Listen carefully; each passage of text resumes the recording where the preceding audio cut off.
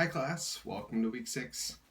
So this is part 1 of 2 videos this week, and what I'll be doing in this video is going over the rhetoric side of things and talking about and kind of walking through the PowerPoint I posted earlier today.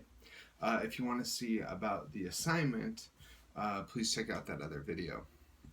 Alright, so let's start on slide 1. What is rhetoric? So that's the question at hand. This is something you might have heard kind of tossed around political debates where people say, this politician's speech was all rhetoric, didn't have any substance.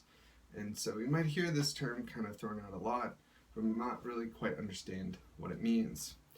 Same thing too in other disciplines. You might look at rhetoric and think about the symbolism is a strong rhetorical device, and so we've actually been talking about that in the past couple of weeks. But this term gets thrown around a lot, and so we have to kind of look at the history of it in order to understand how it relates to what we're doing.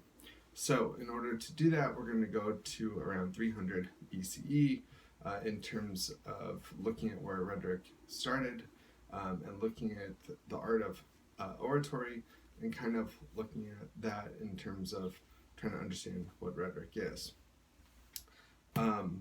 Now, just to kind of recap at the front of things, what are the two things or ways in which we're going to be looking at rhetoric? Well, number one, illustrating the relationship between writer and reader. We're going to talk about that more later, but this idea that there is this relationship between the two. Two, it's going to give us a set of terms to use. These terms are going to be really important. You're going to see them coming back again next week, and we've actually kind of already been introduced to a lot of these terms before, so that by having these terms, it gives us a way to kind of break things down and point it out. So for instance, if you want to talk about the symbolism of something, if we didn't have that term to use, we couldn't really point it out for someone else. So the terms are going to be very important. So let's get into the history of things to kind of talk about that relationship between writer and reader.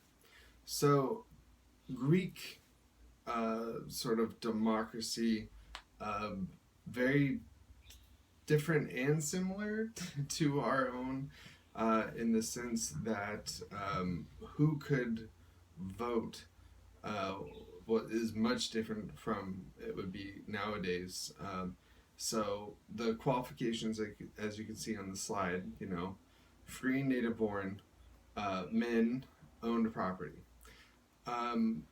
One similarity though is that if you met those qualifications, you could theoretically move up on the sort of social ladder by virtue of your speaking / arguing abilities. And by arguing, I mean by arguing your point, and that's going to be kind of the point of rhetoric in a way. So it was really important for someone that wanted to kind of move up, that maybe they're down here and they have property, not that much, but you want your kids to kind of rise up, of course, so that there were these people called the sophists, and their jobs were to basically tutor and train people in the art of rhetoric, and the whole point was to get them better at speaking and arguing their points in public so that they can push their agenda and rise up in the society, basically, right? And so the similar kind of to the American dream in a way, but this was not a dream or an opportunity open to everyone, right? Like you had to have these qualifications first before you could theoretically move up the ladder. Now, were these sophists that I talked about, who were basically the tutors of the day in order to train people in rhetoric, were they all beloved? No. So you ever read Socrates? Like he kind of rails against these people from time to time, much like he does everyone else though.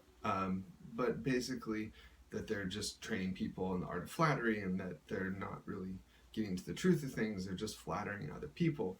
Hence the distrust of rhetoric, and you'll see that people are distrustful of rhetoric not only during this time period, but even today, where people get kind of worried about being conned into agreeing with someone, and that this art of flattery that was used as a derogative term is something that's still around today, where people use rhetoric in order to flatter other people, or motivate other people to do things. And we'll get that later when we're talking about ethos, pathos, and logos.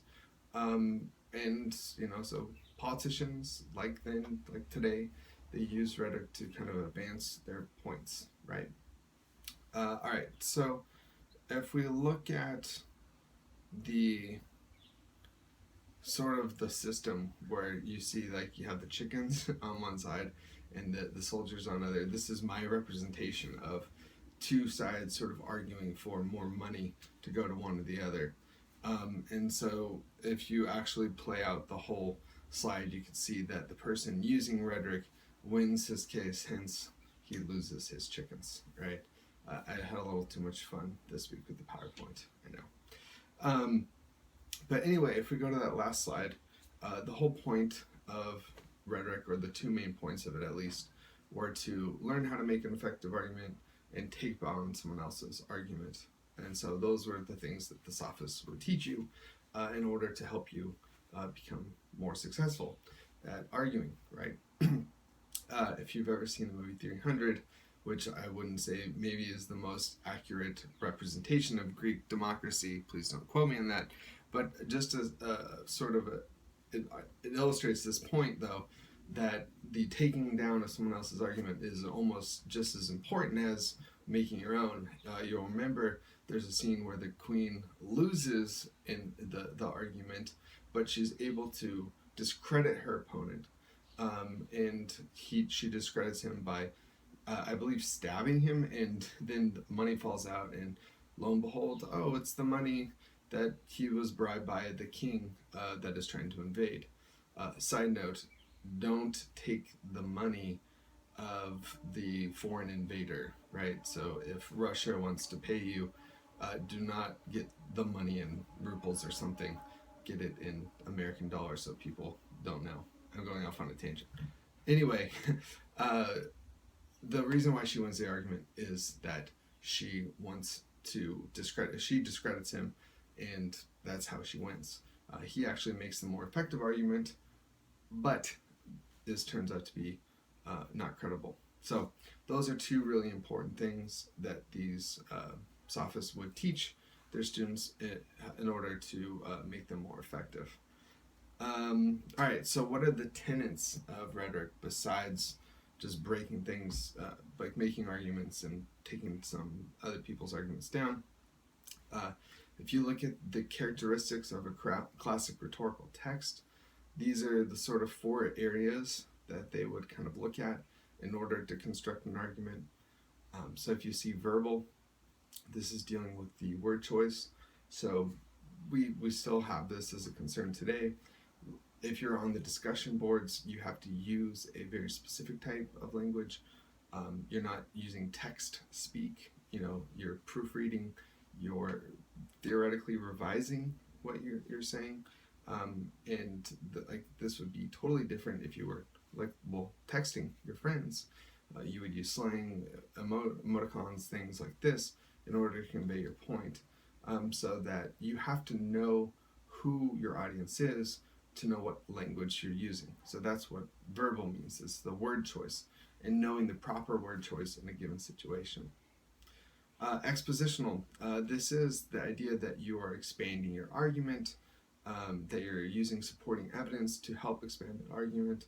So if I ever make a note of this, like for instance, in the DVDs or the papers, and you say, oh, well, there was very strong symbolism in this particular passage, but you don't provide specific evidence, like the quote or something like this, I'll, try to point that out.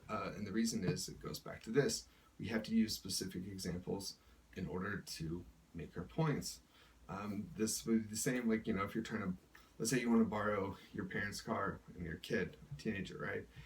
You can't just say, I want to borrow your car. Well, you would have to, give them reasons and supporting evidence, I'm doing it for this reason.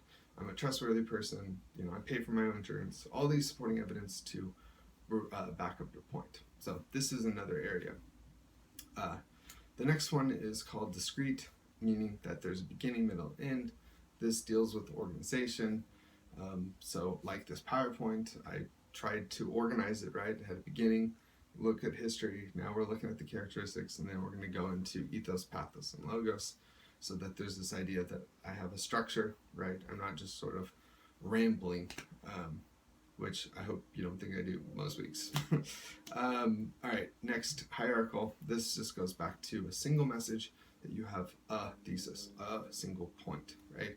This point of this PowerPoint is to teach you about rhetoric. That's the thesis, my thing that I'm trying to get across to you. So with these 4 areas, there's this idea that we're looking at these 4 areas of concern in order to kind of help build the argument. We'll also put in other ingredients like we talked about later, like ethos, pathos, logos, and even things like symbolism, all this stuff. These are all sort of things that get kind of in the hopper and that we use them to help create the message. The 4 areas that we just talked about, those are just sort of like the big building blocks almost. And those are the things that we look for on like the rubric. If you look at the rubric, these are the things you're graded on. So part of the reason I'm bringing that up is that you are part of this tradition that stems back many years ago. All right, so let's talk about how this applies to the classic rhetorical situation. So on the next slide, you'll see this guy has a light bulb, he has an idea, he wants to tell people about chair, because let's say in this world he just invented a chair, okay? So if he's going to tell it to someone else, he has to be very careful in terms of how he communicates what a chair is, right? Because as the slides show you, there's office chairs, magical chairs, wooden chairs, porcelain chairs, and then if you're very confused, there's share chair or chair. And so that you'll see here that describing something like chair is not as easy as you would think, so that we have to learn how to harness language. And how do we harness language? Well, it goes back to those 4 things that we talked about earlier, and then other things like ethos and pathos and logos. Now, even more confusing or hard is when we have something like love. Well, how do you communicate what love is? Because love is so multifaceted. There's sort of romantic love. There's love that you might have for your children, love that you have for cats, and of course, the most important love, the love of food, especially tacos, right? So that this idea, this situation is that as humans, we're always in a situation where someone has an idea and they want to communicate that idea to someone else. That's where you see this next slide where it says a certain situation where you have the intent, which is the idea, and that we put that into what's called a text, or this gets back to the idea of form, because it could be a song, it could be a poem, it could be a painting, it could be a PowerPoint. It's my intent putting it into this form, and then you, the reader, are watching, reading, listening, and gaining significance of it. And so if you notice that there's kind of an invisible barrier there where I can't talk directly to the reader in the sense that I have to put my ideas into something, even if it's just language, like I'm talking to you now. I might have an internal thought, but I have to articulate that internal thought and give it to you through speech, or give it to you through a painting. So there's not a sort of Vulcan mind meld thing where I could just sort of grab onto you and just transfer all my ideas to you. I have to put that into something, okay? Now, the confusion comes where I might have that great intent, but I don't utilize language or whatever mode I'm using to the full extent, and that's where there can be disconnection. All right, so the 4 things we talked about earlier, verbal, discrete, those will help you make sure that you don't sort of screw up that sort of communication. There's other types of rhetorical devices that people use in order to help maintain interest. Those are ethos, pathos, and logos. So let's talk about those now. Ethos, and I decided to put our president there because for better or worse, whatever you feel about him, or any president for that matter.